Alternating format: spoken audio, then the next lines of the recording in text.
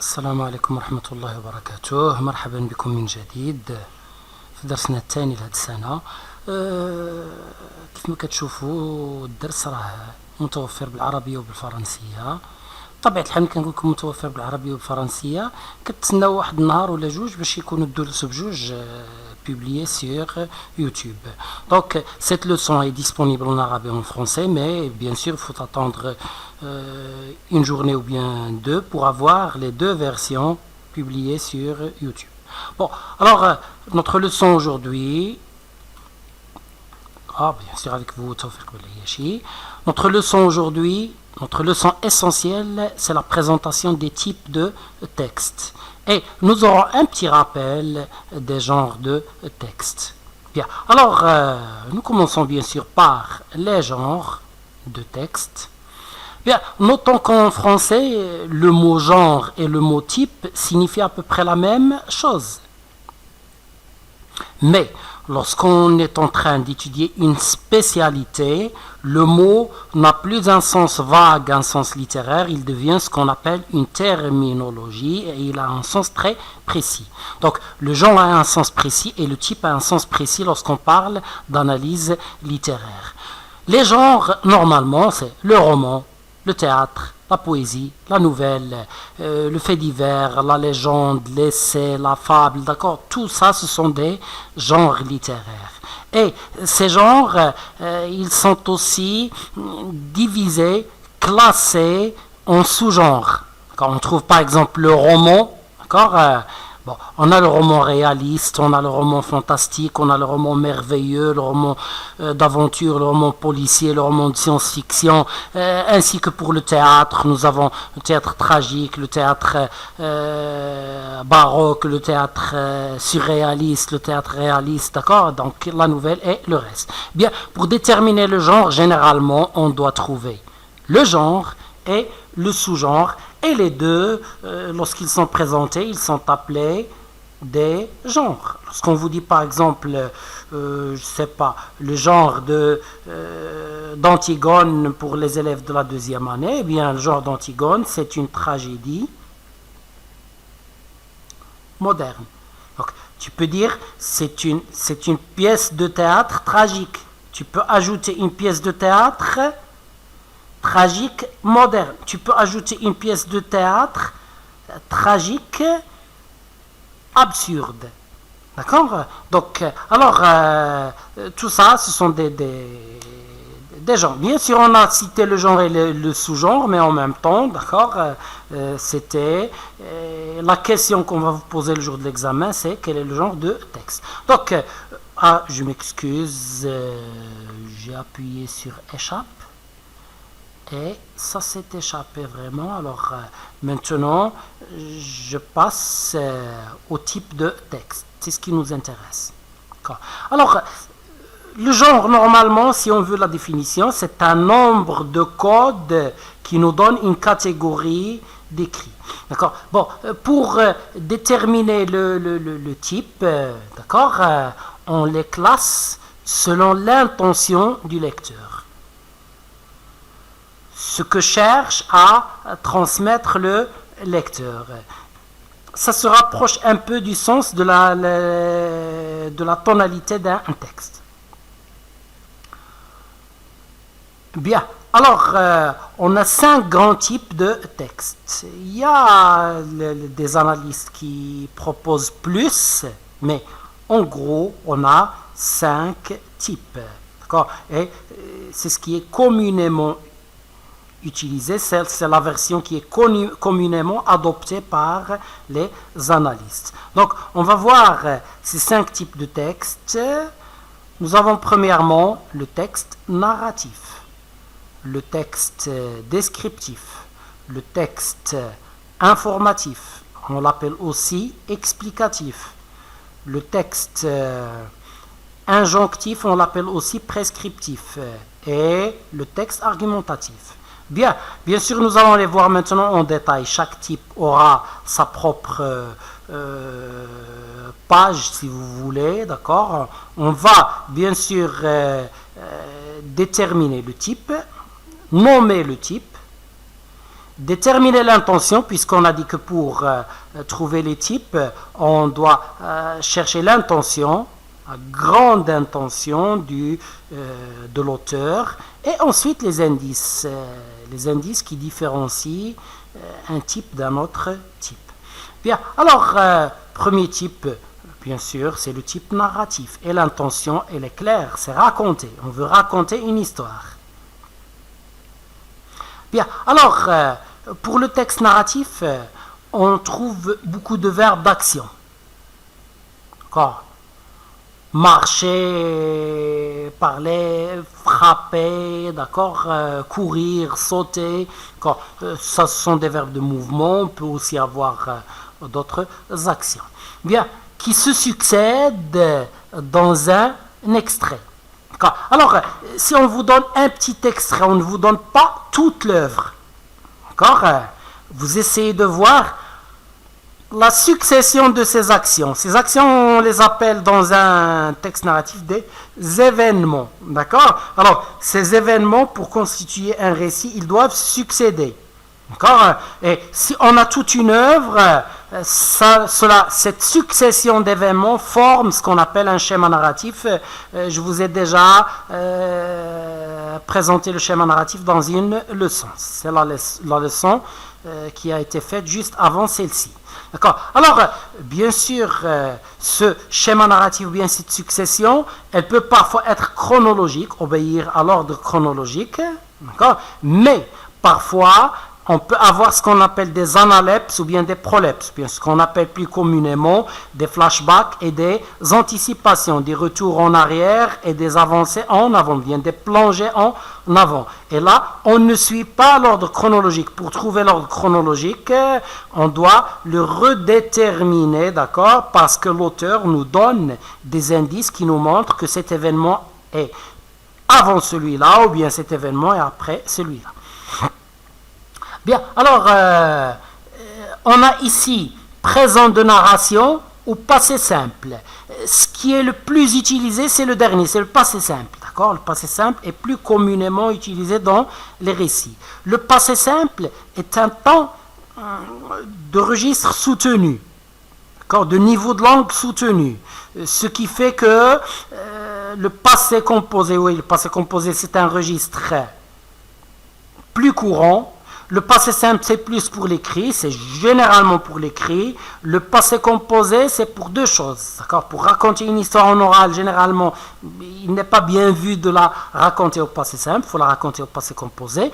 Et pour raconter une histoire à un large public, on utilise un niveau courant, donc on utilise le passé composé.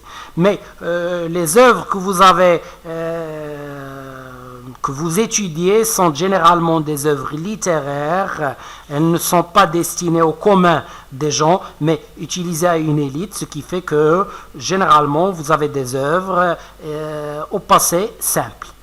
Bien, l'imparfait peut coexister avec le passé simple. On peut trouver par exemple l'imparfait pour des actions durables, pour des actions répétitives, mais on va voir que l'imparfait c'est surtout pour la description. Lorsque vous trouvez l'imparfait dans un récit, généralement, pas toujours, mais généralement, c'est pour montrer qu'on est passé d'une narration à une description. Et ici, je dois vous dire une chose.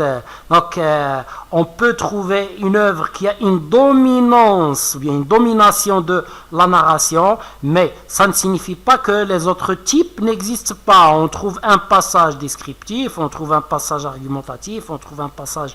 D'accord ? Parfois, on trouve même des passages poétiques, ce qui fait que les genres peuvent coexister. Et il y a des gens qui disent qu'il y a un sixième type qui s'appelle le type hétérogène, le type qui regroupe plusieurs types.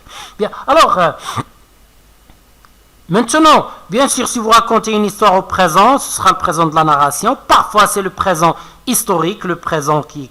Et je vais vous expliquer ça plus tard, donc je ne tiens pas à entrer dans les valeurs du présent, parce qu'on va avoir une leçon pour les valeurs du présent.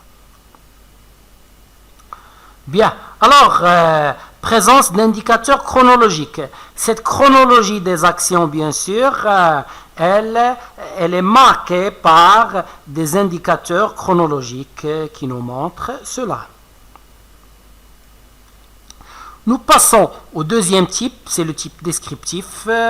C'est l'intention, c'est montrer, faire voir. C'est comme si on dessine avec les mots. D'accord? Donc, je te parle d'une personne, je te dis, elle a les cheveux noirs, elle a de grands yeux, elle a des sourcils épais, d'accord? Elle a des dents blanches. Bon, là, qu'est-ce que je fais? Je suis en train de dessiner la personne avec les mots, d'accord? Je te fais voir cette personne. Si tu suis la description, tu commences d'accord, à avoir une image qui se forme dans ta tête. Donc, je te montre cette image, ou bien je te fais voir cette image, ou bien je te dessine simplement cette image. Alors, les verbes d'état, c'est comme le verbe être, le verbe paraître, le verbe sembler. Pourquoi? Parce qu'ils permettent de décrire l'état du sujet. Donc, les verbes d'état et de mouvement. Donc, on ne décrit pas simplement l'état des gens, mais on décrit comment ils marchent, comment ils se retournent, comment ils agissent. D'accord? Alors, les verbes de mouvement, on les trouve dans parmi les verbes d'action qu'on a vus dans les verbes de narration, mais on peut les trouver aussi dans une description qu'on appelle une description dynamique, une description en mouvement. Ce mouvement, enlevez s'il vous plaît le S, c'est par erreur qu'il est là. Donc, moyens de la caractérisation. Et on aura une leçon pour ces moyens de la caractérisation que vous avez sûrement étudié en 3e année du collégial. Donc, les moyens de la caractérisation, on trouve les adjectifs, les adverbes, les relatifs et tout ce qui peut remplacer généralement un adjectif comme les participes employés comme adjectifs, les compléments de nom, d'accord, et les compléments de verbes, tout ça on les appelle des moyens de caractérisation et ils permettent de décrire, de montrer comment est une personne ou bien comment se passe une action, d'accord, ou bien un verbe. Bien, alors, des indicateurs spatiaux, ici, là, sur, sous, devant, derrière, d'accord? Oui, pour décrire, il faut placer les choses dans un certain ordre. Sous les yeux, il y a ça, au-dessus de la bouche. Donc, alors, il a sur la tête une casquette comme ça, d'accord? Donc, alors, les indicateurs spatiaux sont très fréquents. Et je crois que j'ai oublié quelque chose d'important. Dans certaines descriptions, on va voir une leçon de la focalisation plus tard, pas dans toutes les descriptions, mais dans certaines descriptions, on trouve la présence des verbes de perception. Les verbes de perception, bien de sensation, ce sont les verbes qui montrent la vision, l'audition, l'ouïe, l'écoute et le goût et le toucher, d'accord? Ou bien les 5 sens. Imparfait fréquent, d'accord? Alors, si vous avez un texte au présent, bien sûr, vous aurez le présent. Mais si vous avez un texte au passé, la description, c'est surtout l'imparfait. Je passe maintenant au troisième, oui c'est ça, le troisième type, informatif ou bien explicatif. Il permet d'expliquer, il informe, il instruit. Il a une intention didactique, d'apprendre des choses, apprendre au lecteur des choses. Alors, nous avons ici la chose essentielle qu'on va trouver dans le texte explicatif, c'est l'objectivité. C'est quoi l'objectivité contraire du subjectivité? L'objectivité, c'est lorsque l'auteur n'essaye pas d'intervenir dans son texte. Il présente objectivement les choses, de façon neutre. Il n'essaie pas de donner ses opinions, ou bien il n'essaie pas de critiquer, ou bien non, il te donne les informations comme elles sont, d'accord? J'ai devant moi un grand écran noir, à cause de ma mauvaise vue. Alors, pour vous le décrire, Pour vous informer, je vous dis, j'ai devant moi un grand écran noir. Ça ressemble à la description, mais c'est objectif. Ça donne des informations sur cet écran. D'accord? Bien. Alors, si je commence à comparer, à montrer qu'il y a une couleur d'ébène très belle à voir, bien, donc j'exagère un peu pour mettre en valeur mon écran. Alors, si je commence à faire ça, je ne suis plus objectif, je suis devenu subjectif. J'essaie de donner maintenant mon opinion, ma perception de cet écran, comment il est, d'accord? Alors, lorsque je sors de l'objectivité, je ne suis plus dans un texte informatif, d'accord? J'ai une autre intention, je commence à rentrer dans la description, d'accord? Bien, alors, lexique spécialisé, terminologie, vocabulaire technique. Bien, lorsque je commence à te parler de l'écran, je vais te parler de l'écran, je vais te parler du pourtour, le contour qui est devant, je vais te parler des boutons qui allument.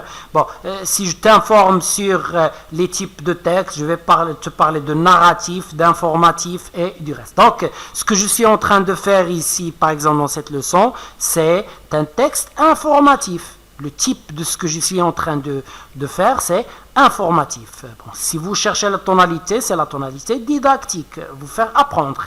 Mais pour le type, on dit c'est un texte informatif. D'accord? Et dans le texte informatif, on trouve ces choses en plus de la présence de la tonalité didactique. Bien, les façons de la première personne. D'accord? Celui qui parle essaie de ne pas intervenir, comme on vient de le dire, c'est objectif, au profit de la troisième personne. Tu dis cet écran, il se trouve, il est posé, sa couleur, son image, son affichage, donc c'est la troisième personne. Donc je t'informe en te parlant de la chose sans intervenir moi-même. Bien, et bien sûr, la tonalité, c'est une tonalité didactique qui est dominante. Bien, le texte argumentatif, notre dernier type, c'est persuader, convaincre. Persuader, c'est essayer de toucher, te convaincre en touchant les sentiments, d'accord? Bien, alors, convaincre, c'est recourir à la logique pour te convaincre.